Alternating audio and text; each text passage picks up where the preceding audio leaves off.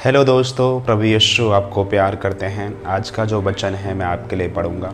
अगर आप याकूब की पत्री पढ़ोगे 1:13 पढ़ोगे तो वचन कहता है, जब किसी की परीक्षा हो तो वह ये ना कहे कि मेरी परीक्षा परमेश्वर की ओर से होती है, क्योंकि ना तो बुरी बातों से परमेश्वर की परीक्षा हो सकती है और ना वह किसी की परीक्षा आप करता है। प्रभु की स्तुति हो।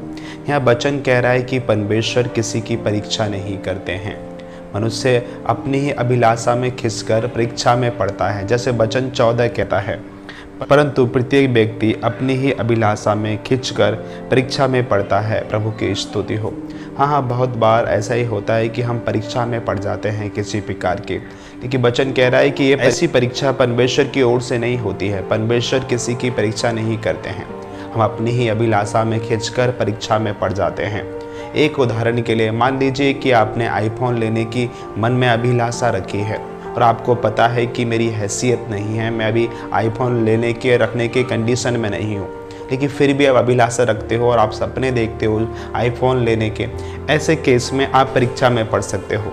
आप पहली बात तो आप कर्ज की परीक्षा में पढ़ोगे, बाद में जलन रखने वाले लोगों के अटैक की परीक्षा में पढ़ोगे। तो मेरे प्यारे बहन भाइयों, आपको हमेशा चौकन्ना रहना है। आपको ऐसी कोई अभिलाषा, ऐसी कोई चाह नहीं रखनी है जो आपको परीक्षा में डाल दे। यीशु मसीह ने भी हमें एक प्रार्थना सिखाई। वो हमेशा बोलते थे कि आपको प्रार्थना करनी है कि हे हमारे पिता जो तू स्वर्ग में है, हमें बुराई से बचाओ, परीक्षा में मत ला, क्योंकि बुराई जो है हमेशा हमें परीक्षा में डालती है।